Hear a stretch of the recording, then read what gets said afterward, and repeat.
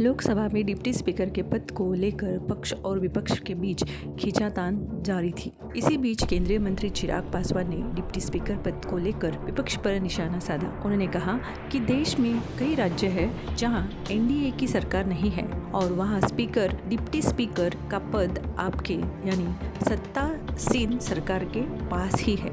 आइए सुनते हैं चिराग पासवान ने कैसे विपक्ष पर जमकर निशाना साधा। कुछ नहीं है कि आपके द्वारा जो फैसले पिछले 5 सालों में लिए गए उसने संविधान की मर्यादा को बढ़ाने का काम किया और लोकतंत्र को और मजबूती देने का काम किया। सर, हम लोग चुनाव बाहर लड़कर आ गए। मैं तमाम साथियों से यही आग्रह करूंगा कि जहां चुनाव लड़ना था हम लोग लड़ चुके हैं। अब हम सबकी जिम्मेदारी है कि अपने अपने क्षेत्र के मुद्दों को हम लोग यहाँ पर रखें और अपने देश को आगे लेकर जाने की जिम्मेदारी के साथ हम लोग यहाँ पर कार्य करने का प्रयास करें।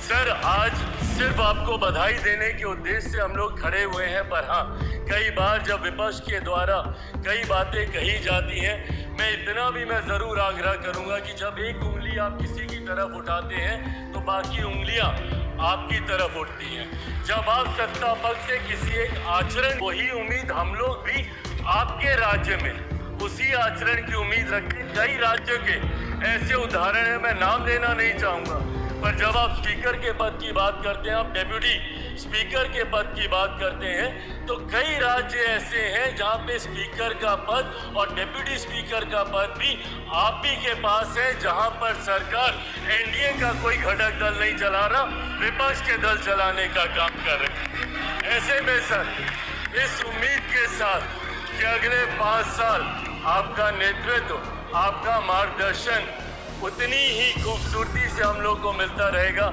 जैसे पिछले 5 सालों में मिला।